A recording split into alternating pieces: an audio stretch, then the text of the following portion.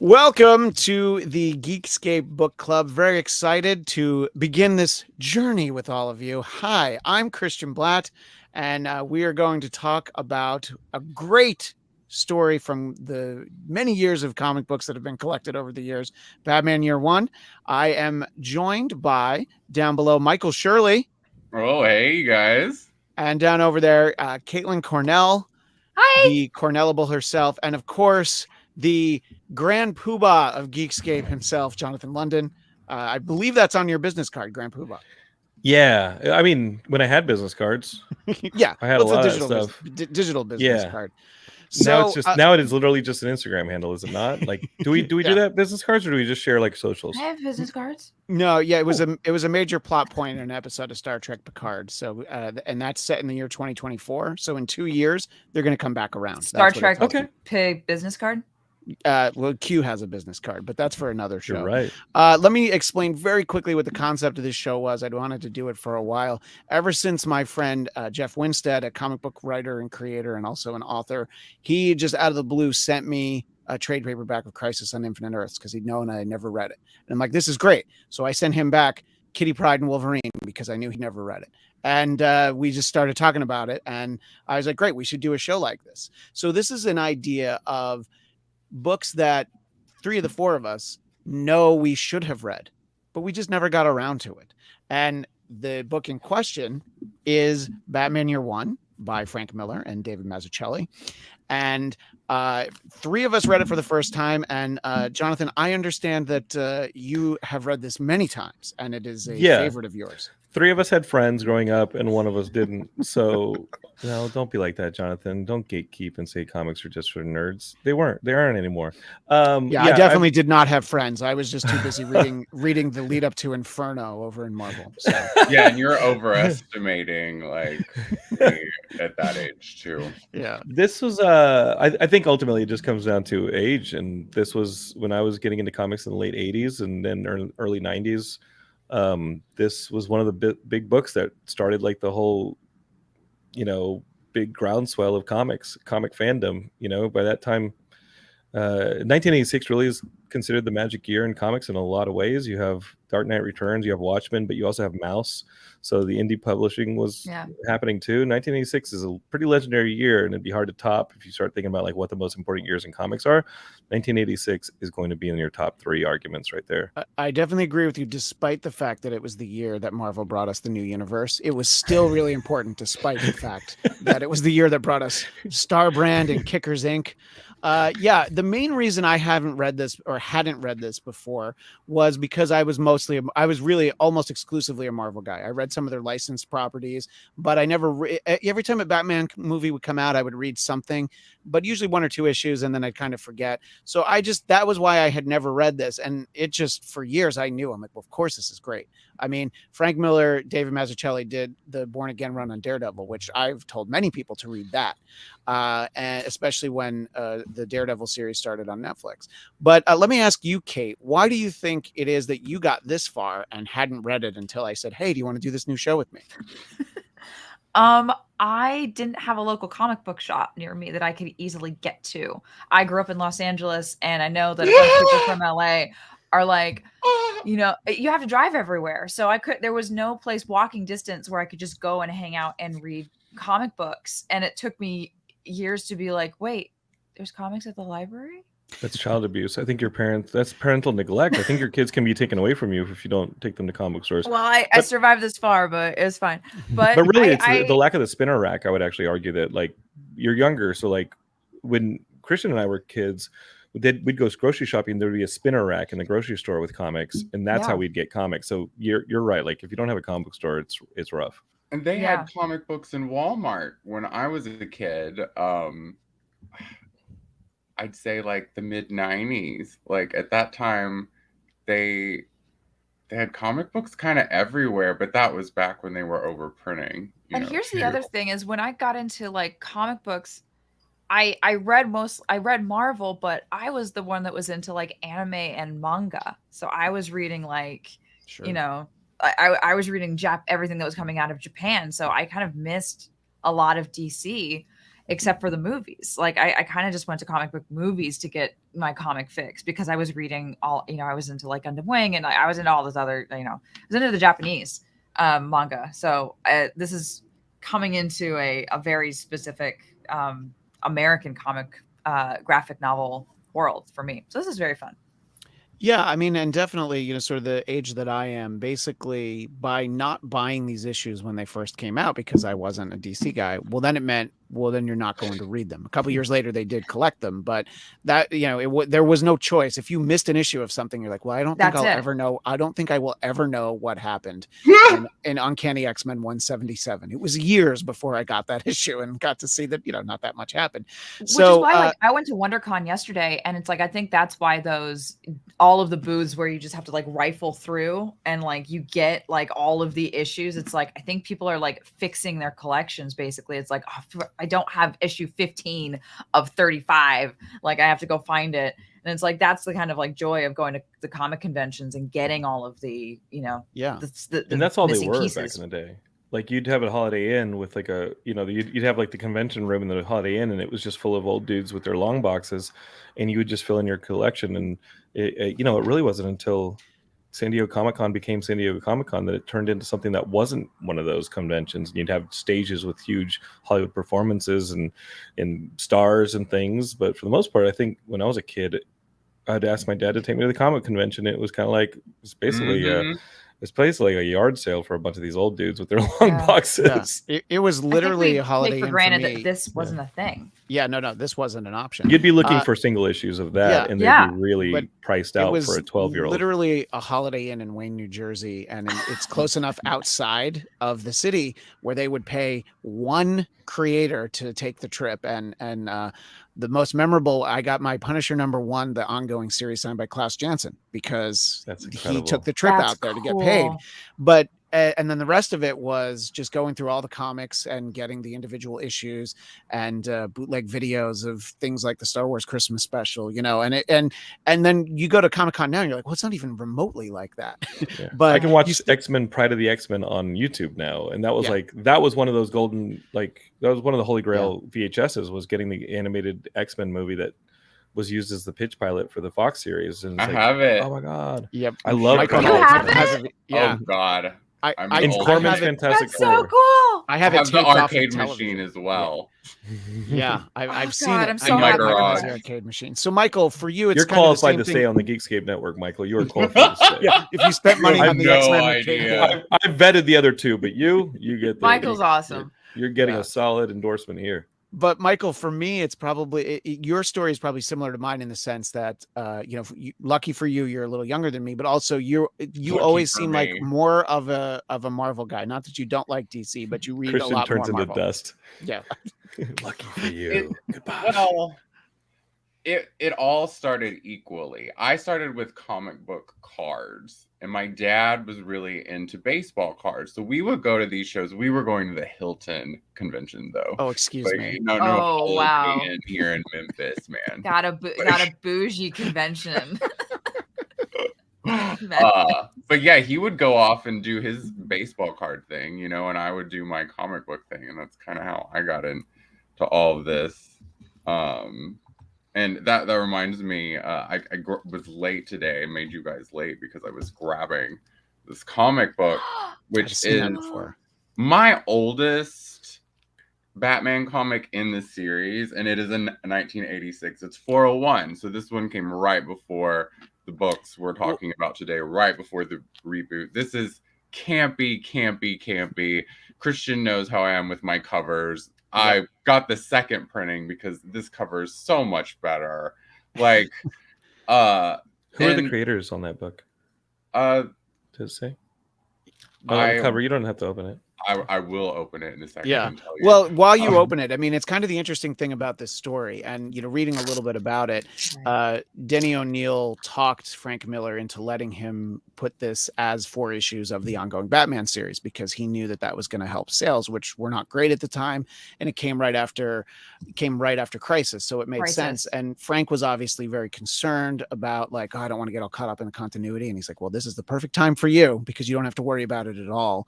And it's just these 4 issues, and it's not even like it starts with issue 400. I love that it's just it's 404, 5, 6, and 7, and then it We goes found right room. back to what it had been before then.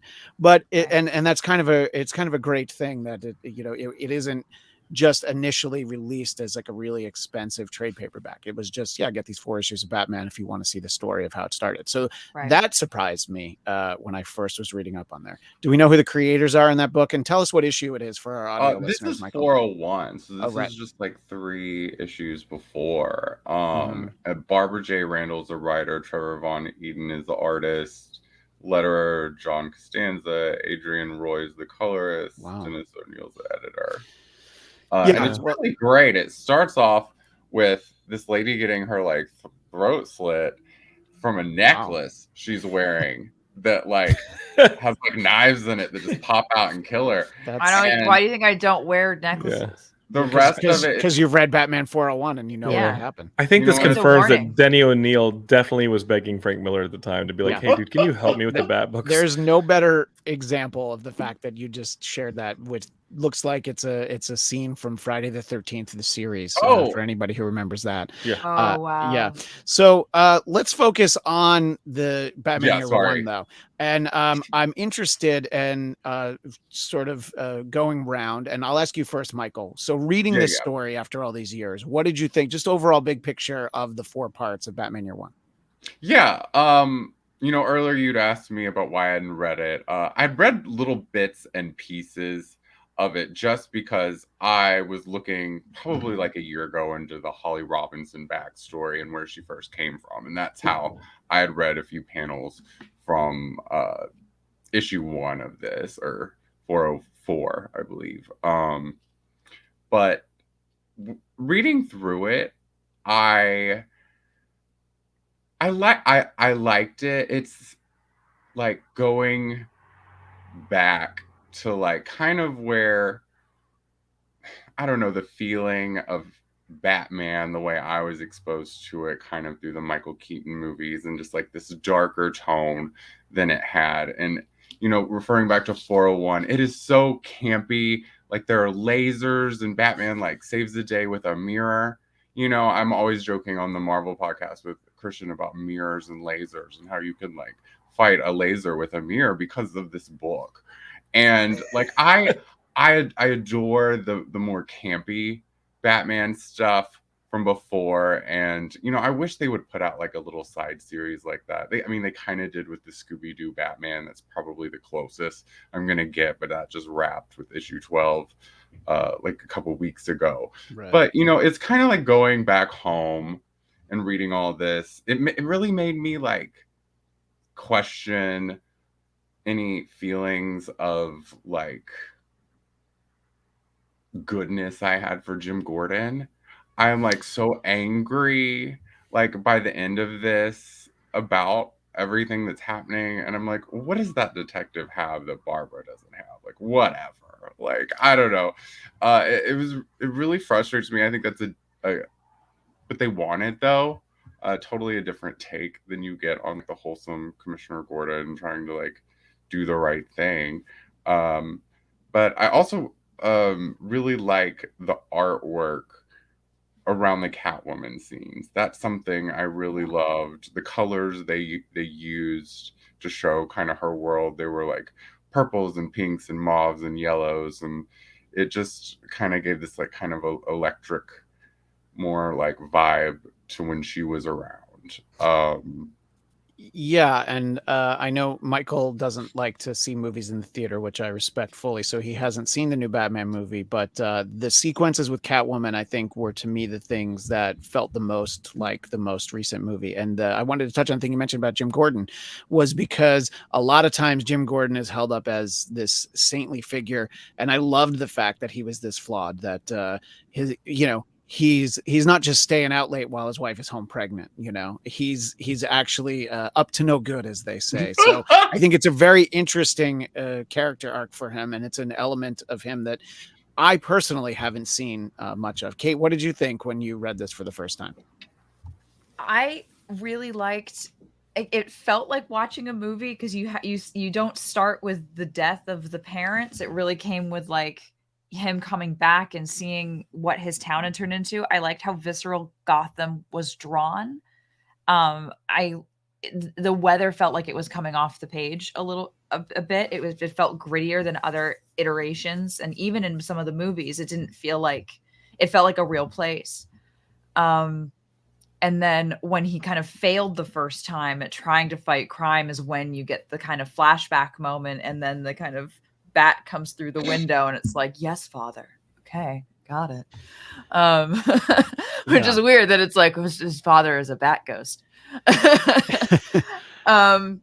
But I enjoyed seeing, it was the parallel of two guys coming into the city. One is the prodigal son returning, and one is someone who is, has mixed feelings about being in Gotham. I know, and that Barbara had a place in the story, not just as like the pregnant wife at home, but like she didn't want to be there. This is not where she wanted to raise kids. So it already started with a marital conflict, which, given what Gordon's not a bad cop. He's just really tired and at the end of his rope, and you get it from like the deep lines and the faces of all of his characters, and I feel like they get deeper the further the story gets along. They just get like more and more black.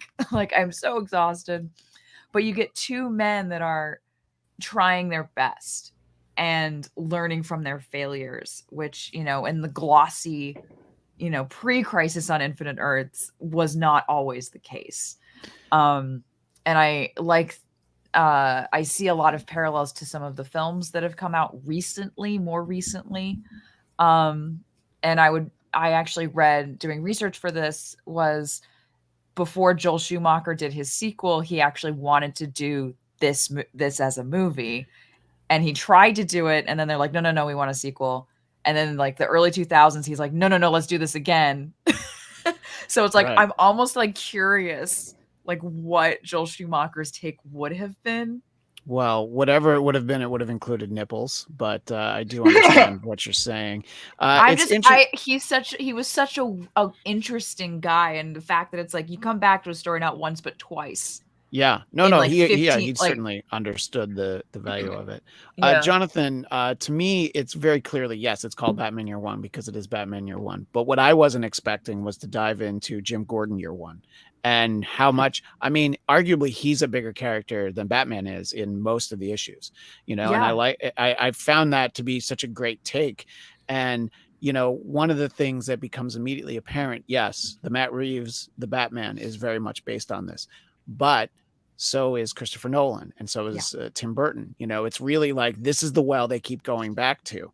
And it's interesting because in this specific trade paperback, David Mazzucchelli talks about how much he loves Batman, and he tries to have people be like, the 60s Batman series is actually not all bad. There's something to it like that, and I think that reading that sort of perspective is like, don't throw it all away just because this is cool. So I know you reread this for this show. Did you find anything new this time that maybe, having just seen the newest Batman movie, that maybe anything that connected with you, or is there anything different reading it this time? I think that every time I've read it in my life, maybe it's just rose-colored glasses, but you think that you take more away from it. Maybe I took just as much away from it when I was 12 than I do now, at 12 times a few numbers. And I just, what I love is there's not a word or a panel that doesn't belong in this book. And it's Frank Miller at his best, which no knock on Frank, but the discipline that it took to write this story, it's just so carefully put together. And you get the same thing with Daredevil Year One, and you get the same thing with Dark Knight Returns, where it's like, these are really well told, disciplined stories, and you don't really get that too much with subsequent Frank. Like by Sin City, the monologue that he has carefully written here for both James and for Bruce, those monologues have now turned into almost parodies when you get to like Marv and Sin City, or when you get to like the 300 stuff, it starts to get a little bit larger than life, kind of in a weird direction. And then obviously the sequels to Dark Knight Returns are crazy and they're hilarious. So this is really my favorite Batman story, and I like it more than Batman Returns or Dark Knight Returns. I think that this is superior to Matt Reeves' Batman too. Like the Batman movie, when I heard Matt Reeves talking about how much he was basing this kind of on year one, and the Batman's kind of year two. If you're thinking about the Batman, he's literally in his second year. The things that I miss the most when I watch the Batman is I miss Bruce and I miss Gordon Alfred. and I miss Alfred. I mean, Batman's probably the least interesting character in Batman. Batman is the tool that Bruce uses when nothing else is working. And this is the comic where you actually see the death of an ideal for two men. You see Gordon come to the town and he's like, well, I'm going to make the best of it. Like, this isn't what my family wanted. I don't like this town. I'm going to make the best of it. And then Bruce comes back and he's like, spend some time away. Going to turn myself into a super ninja. I'm going to go figure out how to fight crime. And you see both men just start to stumble as they hold on to their ideals. And then they start to compromise. And then you start to see Bruce become Batman because he's making mistakes as Bruce fighting crime and realizing he needs a tool to mask his identity. He needs a tool to strike fear, to give him a leg up on people that he's fighting. You see Gordon start to sadly compromise his ideals as a police officer because he has to deal with people who are completely corrupt. And if he wants to clean them out, he has to start playing by their game, which means cheating a little bit. And as his professional life starts to get compromised, his morals start to bend because he's under so much pressure. These are two men that are under pressure. But I think the parallel of the two of them being told like this is something that I really miss in the other movies, where, no offense to the Batman, if you love the Batman, please love the Batman. I think it's a really impressive movie. It felt very narrow to me in that we were only really talking about Batman and we were hardly even talking about Bruce or Gordon. Everybody was just kind of ancillary to this strict force of nature that Bruce had to create to be vengeance. And I do like by the end of the Batman that he's starting to open up and realize that Bruce is just as valuable a tool to helping that city than Batman is. And I'm excited for Batman 2. It'd be awesome. But I think that's where parallels end. I became a fan of this book because obviously I was a big Bat kid when Tim Burton's Batman came out in '89. Like, you couldn't avoid it. You know, you had the TV show on every day after school. You had the Prince music all over the radio, and you were definitely going to go see that movie opening day. And so you're going to pick up every Bat book, and the three Bat books that were huge in 1989 was you're going to get Batman Year One if you could find it. You're going to read The Dark Knight Returns, and you're going to see how they killed Robin, because Death in the Family was the other big storyline that was going on in the late 80s, where they voted to kill a Robin. Yeah, people paid to call a 900 number because they wanted Robin to die so badly. They're like, yeah, that's worth 50 cents for each time I call. And that's a future show right there, I think. Yeah. Yeah. Let me just pop in Kelly's a quick artwork comment. is on another level. Yeah. Go ahead with the comment. Yeah, so Jeff Winstead, who I mentioned earlier, the one who sent me Crisis as a trade paperback, David Mazzucchelli actually draws Batman like Adam West. It's particularly noticeable in the letter pages of issue 2, but he also mentions that Richmond Lewis's colors on Year One really stood out from the other comics on the shelf at the time. I reference his work constantly, wish he had done more, and Jeff is a comic creator himself. One of the great things about this version of the trade paperback, I don't know about others, is they show you how it was colored for being printed originally on newsprint, and then how they went and recolored it for, fancy paper like this. And it just reminds me, like, seeing, all the great stories that I read originally on newsprint that look beautiful now. And in some ways they look great even when you read them digitally, which, Michael, I believe you read these digitally, correct? Mm-hmm. Yeah. So but none of it, I don't think any of us actually, sat through the issues from 35 years ago and read it with the original newsprint coloring. But I just went and bought a new one because I was like, I'm not going to my storage unit and even getting like, I think I have 5 iterations of this book just because every time I'm like, do I want to go into that garage, like that warehouse from the end of Raiders of the Lost Ark, or do I want to just buy a new one, which would be so much faster and easier? But by Jeff's point, I only see Gregory Peck when I read this. Like, I see Gregory Peck as I had the same thought. Batman. He felt like a Clark, like an old Hollywood star. I see those chisel jaw dudes, and I actually think Dave Mazzucchelli based it on Gregory. Yeah, he says that based on somewhere Gregory in Peck. here. That's yeah, and he looks like Gregory Peck. Very specifically, like this image right here. He's talking about. That was a visual listener, visual audience. You can see that. Especially but when he very Bruce much on the couch. Yeah, and there was an drinking April the Fool's club soda. Do you remember this April Fool's, Christian, where somebody said that Orson Welles wanted to do a Batman story, and he had done like a cast of characters, and it was like Cary Grant, all these different characters, Wow. and I think a lot of people believed it, but Orson Sure. Welles supposedly after Citizen Kane wanted to do a Batman movie, and this would have come out in like the 40s, and it would have had like Cary Grant and like all these classic actors in it playing the rogues and this and that, and Gregory Peck was going to be Two-Face or Batman or other stuff, and it turned out to not be true, but it gave Hollywood comic book nerds the biggest fan boner for like 3 days while people realized that this was a total like joke, and Orson Welles had no intention of doing a Batman movie, but the what if that was running through all of our heads was like, holy shit, this would have been amazing. I think comic book professionals fell for it too. I've actually this is never about heard 10 that years before. ago. Oh, about 10 years ago, this was though. a thing on the internet, and we were all jonesing for it. Like, is this real? Here are the sketches. He has a cast notice. Oh my god! And then you realize, like, no, this is a joke, and y'all fell for it because you're very excited that your comic book genre is now like a movie standard, whereas it wasn't up until Marvel made it a thing, right? Like even in the early 90s, like Tim Burton couldn't even make a thing. Right. No. I think that year one for me, I feel like they took the visual tone of this comic for the Batman. The weather, they even the diner where he and Sarah meets is very similar to where they find the Riddler at the end. I think they took the tone of Gotham right out of this book, but I think the characterizations and the noir feel, obviously, but I think the characterizations and even a lot of the like tools that he uses, I think those are more from Chris Nolan is who grabbed those. How Bruce and Batman are kind of aligned and how he uses it as a tool. He still has a little bit of a rapport with Alfred. But what stuck out to me the most was when he started activating the ultrasound at the bottom of his shoe, which was directly in Batman Begins with all of the bats coming and kind of saving him. I was like, oh my God, this is from Batman Begins. They just lifted it. And which is such a great sequence, and I don't want to go down this rabbit hole, but that they even stole it from Morbius, the movie on screen, the swarm of bats. We're not going down the Morbius. But I will mention that.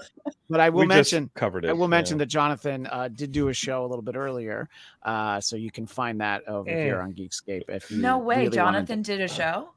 I did a podcast about something that most adults nerdy? don't care about. Yeah. What?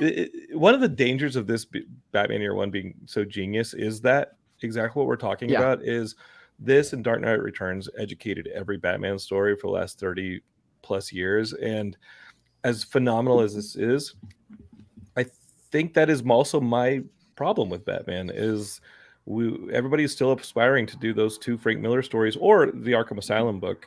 Like those 3 or 4 stories that came out in the late 80s are still the brass ring for Batman creators, and they are so good that people don't get away from them, and they have taken both filmmakers and comic book professionals in their event horizon, and they just don't escape from this story. It's that good that it turned into that. That being said, that's the danger of it, is no one has really tried to veer back towards maybe something that like Michael loves or I would love, which is let's bring some fun back. Let's bring some goofy back. I would love to see the Bat family added to some of these cinematic films, like so that we can see positive hope, different colors being played with in the Batverse. And again, I'm trying to say that is a testament to Frank Miller's Year One and Dark Knight Returns, but it is the danger we find ourselves now in 2022 that creators are still being like, hey, let's re-explore Batman's origin. Let's re-explore the origins of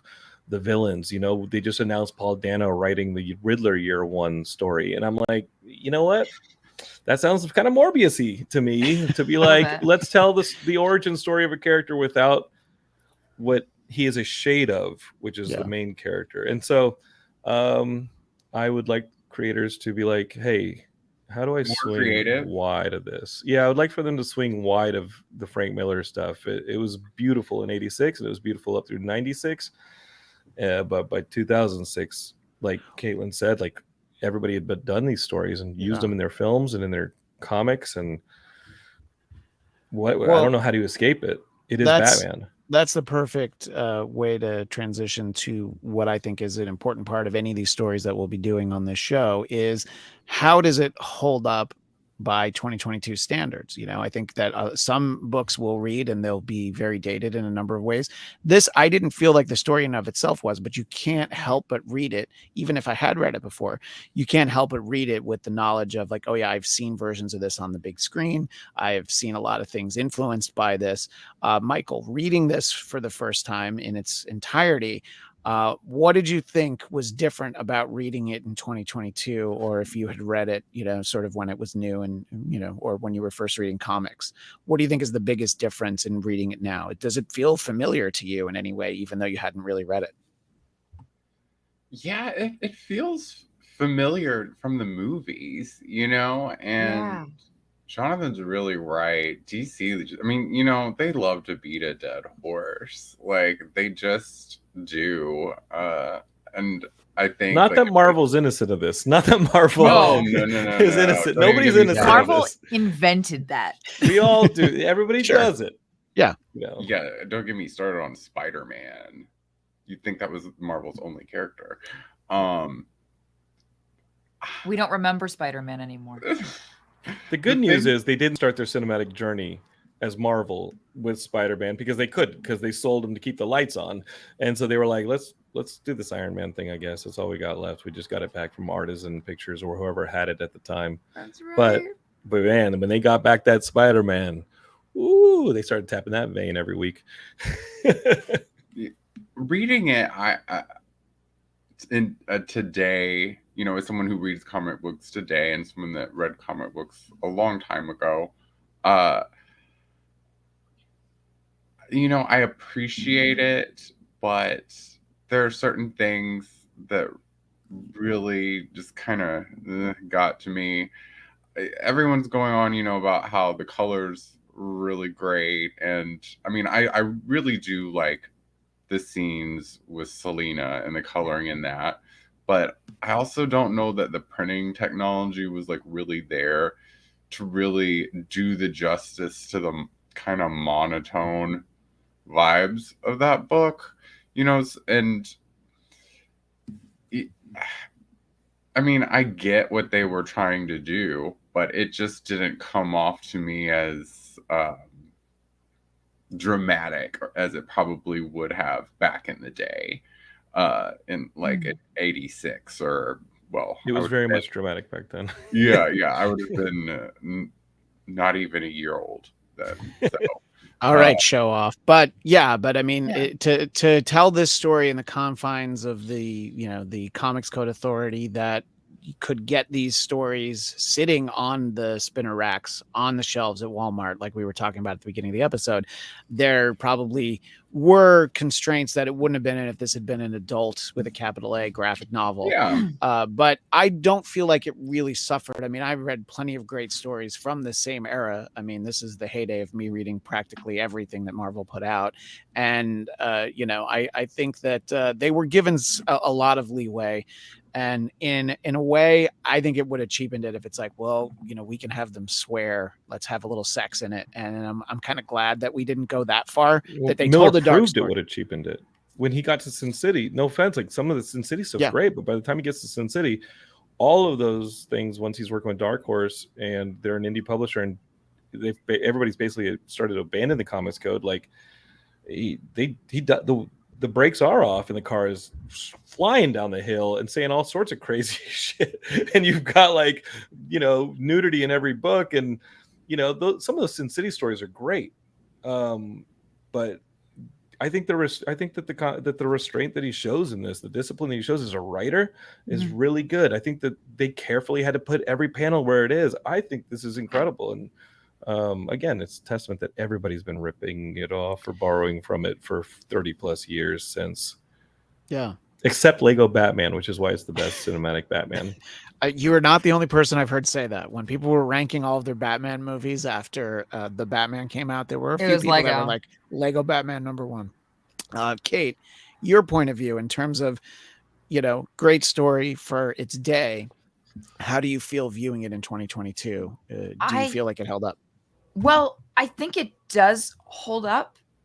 I think people who like this character and are wondering and are curious of these future iterations that are happening and the changes. I'm also I'm a fan of I'm a movie person. Like I love watching the films. And so it was really cool to see like a lot where the influences were coming from and how, deep or just surface level they went with it. I think, how do I say this?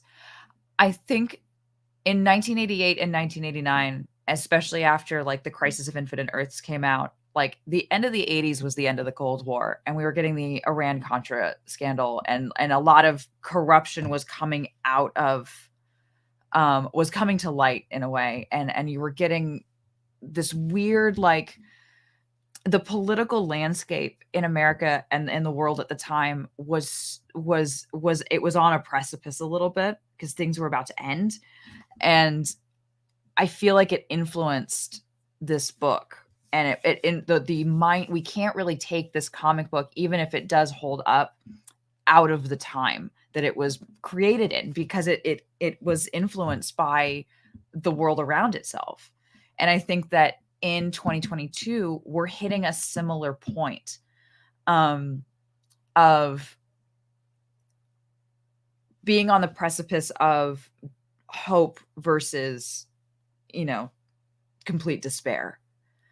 Coming out of a pandemic, the world is, climate change is now becoming a factor. We're seeing corruption in a lot of different aspects of our life. And, how do we face it as our generation? Because now we're about 30 years later. So we're another generation past this. And how do we interpret the world? And I think coming back to a comic book that tried to do just that, I think is helpful. And I think it does provide a little bit of hope. And this Batman from year one is like, all right, here's the tool.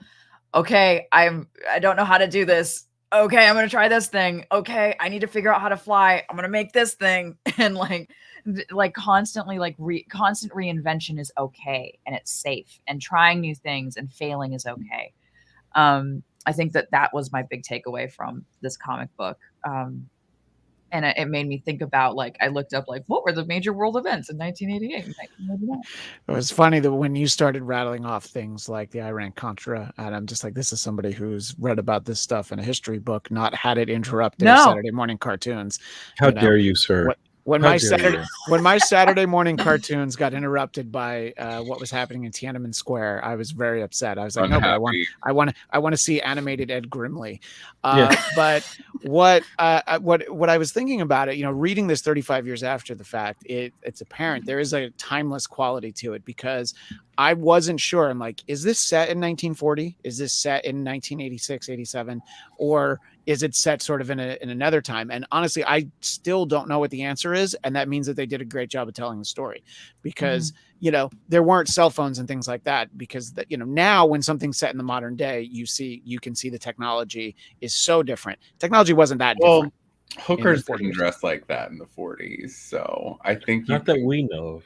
Yeah, yes, exactly. I'm like, this is where Michael accidentally betrays that he's a time traveler and has spent plenty of time in the 1940s. No, I just pay a lot of attention to clothes. And if you look at Holly's outfit, yes, I would say that it's pretty much time and place. Yeah. It feels like 86. Yeah. It feels like Reagan's America. Yeah. And that being said, I do agree with you, Christian, that like a lot of the stuff with the storyline could be 1938 intro of Batman, and it could be 1940 Batman. But David's artwork is so good in this. Mazzucchelli's artwork is incredible. And just the design, again, like I'm just going to keep saying the same things over again about how economic this book is, and how every piece of every panel and every piece of every word in this is where it should be. And that is why I like this more than Dark Knight Returns, even though Dark Knight Returns sometimes gets the most praise, and I think was more of an influence on Tim Burton going directly into his Batman work. This is kind of the one that time is told is a little bit more of the Batman blueprint. Dark Knight Returns is a fever dream at some time. And I think that's great for people like Tim Burton and Joel Schumacher to have that fever dream influence their directors, and they're incredibly visual directors. But story directors who have that tight story, you watch Batman Begins, and it is a lot of year one in a really great way too. Yeah. It's just a fantastic piece of writing. Well, Jeff Winstead again with some real fashion. I didn't realize you were such a fashionista. Pleats on Bruce Wayne's pants are definitely 80s. So that answers it right there. But still, the story does have kind of a timeless quality, which I think is great. And, you know, sort of what you're talking about, the timelessness, I'm sorry, the way that they make everything count. Within just a few short years, comic books would not be told in a very economic way. It would be, let's draw it out as much as we can. The story is 12 issues today, and like easily 4 tie-ins. Yeah, that's true. There would definitely be tie-ins. This would be the year one event for like 7 months. Half the books are late, and you don't even know what the hell is happening. Yeah, unless I'm mistaken, I believe Kevin Smith still hasn't finished his Daredevil series from like 15 years ago. I think we're still waiting on the last issue of that. But not the one that he did with not the one that he did to launch Marvel Knights, though, right? Right. No, I think there's a different one that he didn't finish. I forgot about that one. Well, so did he. But sorry, but yeah, and honestly, it's next to the final Game of Thrones novels. Yeah, it's right. It's all going to come out the same day. But it is interesting. And look, it's only 4 issues, and they're able to do it in advance. But there are some great runs of great stories where, unfortunately, and it happens more often, that you have to have a fill-in artist. And, you know, I think anybody that gets to be a professional comic book artist, there is a degree of talent that you have to get to hired. But it's very jarring sometimes when you reread some of these things and you're like, well, this one issue, you know, it's like you're just surprised by things sometimes when you find them. Like Jim Lee didn't draw the issue of Uncanny X-Men that was the first appearance of Gambit. It's just the way that the schedule worked, you know, things like that you kind of don't think of, because when you think of Gambit, you think of the way that Jim Lee drew him.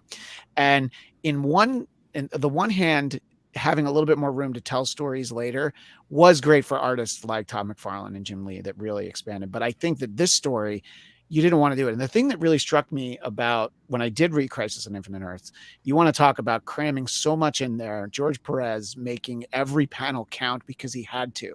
And it was like still 24 pages an issue. And I'm like, I don't know how he did that, you know? So that's when it's always impressive for me to see. And yeah, you always have to look at it in the context of when a book came out, for sure. But I think Perez is the guy who's like, how many characters can I put on this page? Yeah. You know, and like that was his thing. Like he would just put characters on pages and you're like, holy crap, this is insanity. It'd be like counting the bricks in Jeff Darrow's buildings, right? Like they just like have so much detail. And here I think that they're playing with I think this is a relationship with Frank Miller that he takes on to work with Varney in the later Sin City stuff, where they're talking about negative space in a really effective way. They're working with shadow. And then when you watch Matt Reeves and the way he was using just fully black or red framing for the majority of the space is just a massive amount of negative space with a dominant color or lack of color, or all the colors if you think of black that way. It starts here again. I hate telling that to people over and over again on this podcast, and trust me, every episode of the Geekscape Book Club will get better from here on out when I'm not on it. But this is where it started. Right here in year one, you know? Yeah. I love the Denny O'Neil stuff. I love my gray and blue Batman. If you subscribe to Geekscape, you can hear me say that over and over again to Micah Uslan, who's like the executive producer of the Batman movies. But this is it, year one. So you're not going to hear a whole lot of difference of me on this opinion. No, but you know, that informed opinion is actually perfect for the next question I'm going to have. So there is also a Batman Year 2. There's also a Batman Year 3. It's not the same creative teams. Are those worth exploring for somebody who wants to see more? There are some artists that I'm a huge fan of that are involved in those, but you don't hear people talk about them really at all. I remember some of the covers for Year 3 because I remember that Robin was in it. But for our audio listeners, you can probably hear Jonathan shaking his head. Actually, you don't have to see it. At that point, just jump forward to the Long Halloween and Dark Victory stuff. those two which books. is funny because Long Halloween is cool. I have picked up the Long Halloween since I finished this because I know that was the other thing. But you'd read it, Christian. No, I have not read it because this is the fundamental. Kate, how would you like point. a comic book show on the Geekscape Network? I have read very little DC comics. You stay out of this, sir. You are fired. That's fine. Michael, you got a month to bone up on some DC, all right, pal? He's got plenty in that house. Package. Yeah. But Kate, I know you only have a few more minutes and we'll wrap up the whole show soon, but I want to make sure that you get a chance. Well, I'm not going to send you away right now. This is not go to your room without dinner. Go. But get out. I want to make sure that I start with you in terms of any sort of thoughts that we haven't covered, as you were reading it, anything. I think that there's a lot of things that you could look at this differently in 2022. And I was wondering if anything struck you that we haven't touched on just yet.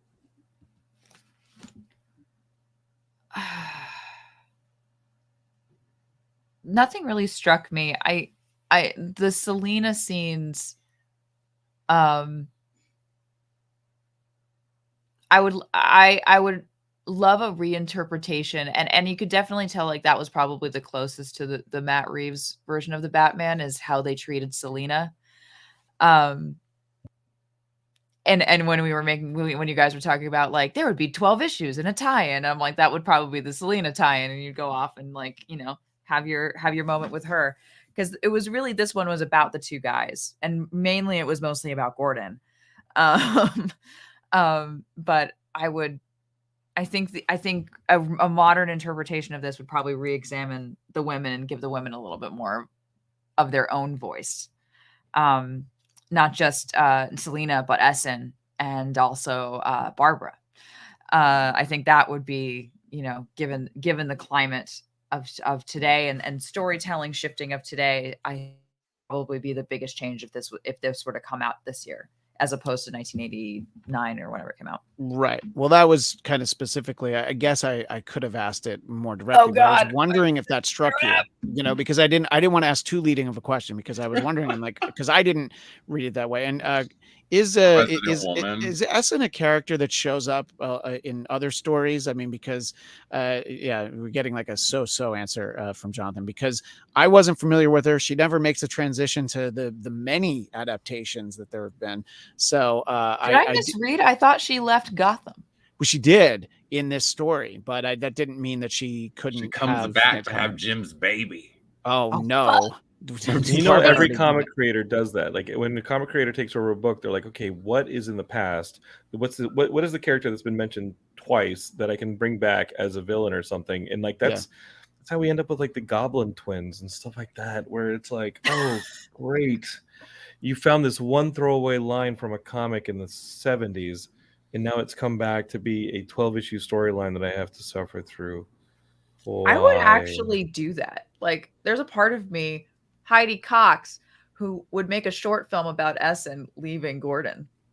Oh, and being like, this stuff got way too in over our heads, and this is insane, and you're married with a pregnant wife, and now there's a rodent running around the city. I'm out.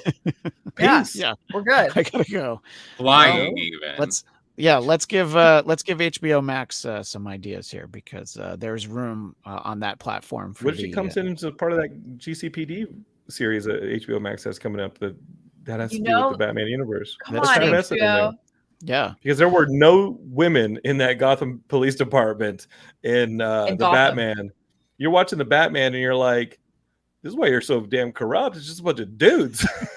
I mean, they're sitting around their poker table trying to figure out how, like, she says it. Says that. It's and then kisses Batman anyway. Well, I would. Okay, well, see, look, there's the answer. You would. So when he was like holding her to like keep her quiet, I'm like, just hold me till the pain goes away. Let me nuzzle against this weird, hard. You wouldn't be like, I can't armor. Breathe. I can't breathe. No, all right. So you smell like Axe body spray and leather. So, Kate, we'll let you go in a moment. Same question that I'm gonna ask Michael, and I'll share my thoughts. Fundamental question for all of these books that we're gonna do on this show: would you recommend this to someone? And specifically, would you recommend someone start? Like, if you want to read Batman comics, this is a great place to start. Or would you just recommend it in general, Kate? You mean me? Oh, or her? what? No, I'm asking Kate. Oh, okay. Yes. Because Kate needs Yes, to I leave. would. And then I'm going to ask you, Michael, but I'm going to ask Kate first. Yeah. Yes, I would. Okay. I would recommend it. That's- And yeah, I would recommend it. If you like Batman, if you like the idea of reinterpreting a character and wanting to know where all these freaking movies are coming from, I'd read it.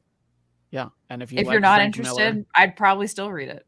yeah. Well, like Jonathan said, if you want Frank Miller at his most disciplined, this is a place to do. Well, Kate, we look forward to seeing you again on this show. And at the end of this show, I'll let people know other places where they can find. You all right? Hey, we'll wrap it up in a moment. Right. You see, notice. So now it's like, why does he keep trying to get rid of her? He wants to start the corrupt Gotham City Police Department for Geekscape. Yeah, like I'm Boys trying to Club. turn this. I'm I trying got to the turn jacket this. and everything. Yeah, I'm trying to turn this into the frat party that is the GCPD, and Yeah. That's why we somebody built the keeps Geekscape City raining Police on our Department. parade.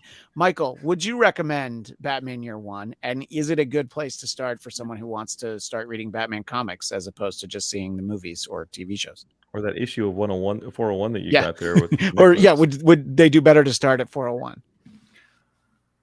I would recommend this to anyone that's reading like a current or ongoing Batman series who wants to know, where should I start? That's the person, and probably the only person I would recommend this to.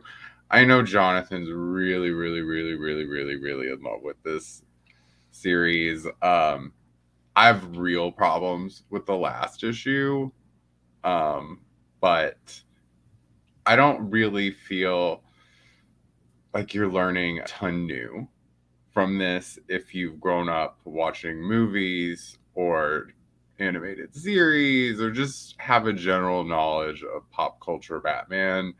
I would only really recommend this to probably like a younger, teenage comic book reader that wants to catch up. Yeah, I think it's been pillaged so much that the Mhm. only appreciation you can have at this point is in the telling and the craft of it. But you're right, Michael. Like it's been told so many times in those different iterations. Yeah, there's so many old movies that you can recommend to people where you have to say like, look, it's been ripped off so many times that you have to remember that this was first. And this is, I think, another one of those examples. I think it's great.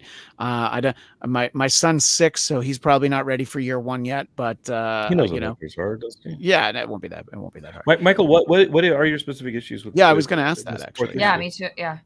I think at some point I went on a rant to Christian about it when I told him I had finished, but You the last issue is so incredibly rushed. It's, to me, when I finished that, I felt like, well, this was supposed to be a 6-issue series, and they cut It feels it. abrupt that like you barely got any Batman in it. Well, they're just like, okay, days saved. This is what happened. This is what happened. This is what happened. This is what happened. And it's kind of like, well, that might have been more of an interesting story than Bruce stuck in a building for like 2.5 issues. It's like one full issue that he's stuck in his chimney. Yeah. So, But he saved the cat. He saves the cat. Thank that God I for that, did by the way. appreciate because I Yeah. am a vegetarian. And Selena appreciates it too. She's like, Yeah. this guy may not be so bad. I like how she has all these cats to feed, and she's like, Oh, there's they're no all- way you're dating that woman today. No. Like she's on an episode of Hoarders. And Yeah. and when I was looking at that panel, I was thinking, I bet that apartment smells the way it looks on Your panel. place or mine? My place. Absolutely. Yeah, 100%. definitely I Wayne know. Manor. Definitely like Wayne feet Manor. and Yeah. piss. Like, But fucking Wayne Manor smells like bat guano, so they're Yeah. both messed up. Yeah. Like, Just in case. you're gonna move to Metropolis. Yeah, Okay, which like that's which what you're poop do doing. you want to smell exactly? and I also didn't. I found it maybe it was because I was reading it digitally. Probably not though. I found it very hard to read Bruce's handwriting, which was like his text. But I will say in the same breath, I absolutely loved that about this book, that they gave the characters the more main characters, their own kind of feeling when they're speaking. And I would love to see that more now. I feel like so much of the comic book world now is like tie-ins, safe, repetitive, standardized. Yeah, or just so over the top that we can just drop it and write it off as non-canon. I'd love to see more creative ongoing stories. I think Jonathan Hickman tried to do that. I don't know what we think of it. It was good for two X-Men series for a stretch until they blew up into a million X-Men series. But I would say that Jeff Lemire did it as well in the most recent Robin and Batman. Not Batman and Robin. Robin and Batman is a 3-issue one that he did with Nguyen doing the artwork. And that's my favorite Batman story the last couple of years, was that just those 3 issues of Lemire telling a story about Dick Grayson being like, what the fuck is this guy's problem? And having to deal with Batman as he's trying to become his own kind of superhero. It's kind of been really cool. Well, we'll have one final thought, but Kate, we will let you go for real. People can find you at Cornellable, and many times you can find her on the show we do on my YouTube channel, Marvel Movie Talk, and that's the Black Cast YouTube channel, BLADTCAST. You may get that plug again at some point. But Kate, thank you so much for taking a homework assignment that I gave to you and then being a part of the show. It was very, very great to have you here with us. Aye, Captain. I look forward to the next assignment. Yes, and we will tell you. We've been asked in the chat. We will tell you what the next assignment is in a moment. But I can't stop the conversation without this nugget from Jeff Winstead. So Essen and Jim Gordon get married in the late 90s. I withdraw any thoughts I had about wanting to know more about that character, because I don't think I could be any less interested in that. It's just that when new creators come on, they're like, what can I work with? And the editor's like, here's some stuff that's explorable. I would always prefer fresh ideas every single time, or else you end up with the Goblin Twins. And that's J. Michael Straczynski, who's a phenomenal storyteller. Yeah. And it's like, I don't know these Goblin Twins of which you man, speak. it Maybe was like a small storyline where Norman Osborn had sex with Gwen Stacy while Peter Parker was in Europe during like a small storyline. Did she know it? Amazing Spider-Man. It was a made up story. It was, I think they retconned it into not really even having happened. Yeah. But it gave us 2 villains who were goblin-like and claimed to be Norman and Gwen's kids. And Peter's like, what? Norman effed Gwen Stacy. It was a mess. It was a total mess. Should have let her fall off the bridge. And that's Michael Straczynski, who's like one of the best writers we got. And he's telling that story. So like, it just happens. It happens. Yeah. You gotta knock these things out 1 month, and they got to be once a month, and they're 22 pages long, and you just got to make them, and it's hard. Yeah, that's why you start writing crazy shit. That's why when the first Christopher Nolan Batman movie came out and they're like, how about Ra's al Ghul and Scarecrow? I'm like, yes, please. Mm-hmm. I know that they then went to the Joker in the next movie and it was phenomenal, but I was so glad to like, let's get somebody that we haven't seen before. Please. And if we one day are lucky enough to get X-Men stories, we can go ahead and have one without Magneto. That'll be fine. He doesn't have to be in all of them. Stories. Yeah, I hate to tell you, we're getting X-Men stories with Magneto in them too. But but we can get around to the ones without him. It's just he doesn't have to be in all of them. Is really that's right. Point.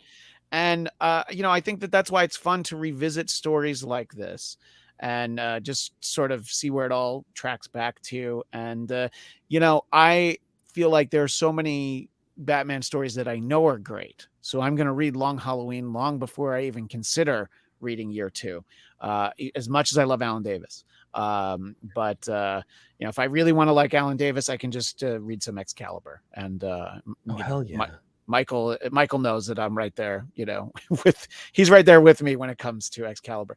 So a little bit earlier in the chat, we had someone who goes by the name of Bolt that I actually thought was my last name. No, Bolt T is a straight up Geekscape regular. Yeah. And he wants to know, when is the next book club meeting and when is the book? And I said, stay tuned.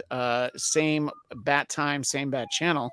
And I did let him know that alarm right there. I'm sorry about the sirens. I have to get myself in a rodent costume and go see what that's all about soon, but it's okay. We're wrapping up. Yeah, we're wrapping up, and you can get trapped in a building for an issue and a half. Crime. So there's a little bit of crime in my city. Yeah, on Sunday, May 1st, to coincide with Doctor Strange and the Multiverse of Madness, our panel will have read Jason Aaron's Doctor Strange Way of the Weird from 2016 for the first time. I have not read that. I have read a number of newer books, but that is not one that I've read. And Doctor Strange, I am not going to lie, never a favorite. I read his ongoing book at one point, and when I was happiest when they split Strange Tales between Doctor Strange and Cloak and Dagger, because I'm like, yeah, I'm good. I can get like 12 pages of each of them, once a month, and visit with them then. But I've enjoyed the big screen version of Stephen Strange, and I'm excited for the movie, even with its controversial 2-hour and 4-minute runtime that we have to worry about, because Jonathan, I know you were talking about this earlier today, that reportedly Sam Raimi's cut was significantly longer. So 2 hours and 50 minutes, yeah. And then even, but that's a rumor. And you know what? If we get a 2-hour, 4-minute version that kicks ass, I'm solidly looking forward to that one. Marvel has not aired very many times, so I'm down. Yeah, and Bolt is making a note of it. So that'll be our story, and I'm excited to read that as well. And we'll try to pick stories. We're going to do the show once a month, at least for a while, and if people like it the way that I want them to, we'll do it a little bit more often. But we're going to try and tie into things that are coming out, so we will keep all of that in mind. But that doesn't mean we won't get back around to another Batman story, because honestly, Batman will be back in the news before we know it. But until our next show, if you've enjoyed seeing myself, Michael, and Caitlin all chat, we do the show Marvel Movie Talk Wednesdays at 11 a.m. Pacific, 2 p.m. Eastern on my Blackcast YouTube channel. And Michael, if people want to keep in touch with you directly and talk more about the hooker fashion of the 40s, how do they reach out to you? You guys can find me at I Hate Michael Shirley on Instagram and Michael X Shirley on Twitter. And Jonathan, you're all over Geekscape, so if people are here, they know where to find you. But is there the one other new show you'd like to mention that is part of the new crop, including our show? I know that there's a very interesting one that Matt's doing. I think Matt started a Weird Al Yankovic appreciation show with Matt from the band Wheatus, who did Teenage Dirtbag, and I look forward to listening to that. So I think he told me they're going to go song by song through his entire. They're going to go song by freaking song. So if you're a Weird Al Yankovic fan, or a Wheatus fan, or a Matt Kelly fan, well, you now share a network with one of the dudes from Wheatus, Michael. And I got to tell you, Michael, I never met you before we did the show, but I love having you on the network, man. I love having you on here. Yeah, it's been great, and I'd love to see you on. I'd love to see you on some of the other shows as well, just hanging out. I think of us as like a big family, and I think crossovers are welcome and encouraged. That's right. And it doesn't all turn out like Teen Titans, X-Men, but we can vote to kill Christian and have a call-in number. Please call in this number to kill him. I think there are people at my house who might spend the 50 cents to call. It's just me with a crowbar, just me with a crowbar hitting Matt as the building's about to explode, or hitting Christian. I would not hit Matt. No, I love this show. If y'all have any comments about Geekscape or anything, you want to reach me, it's just Jonathan@geekscape.net is my email, and then obviously the socials for Geekscape and all that. And you can, of course, find me at Christian DMZ, Twitter, Instagram, and it is the Blackcast, BLADTCAST. So that's all the time we have for this week, but this month. We'll see you in May to talk Doctor Strange. But until then, thanks everybody, and we'll see you at the movies or in the library.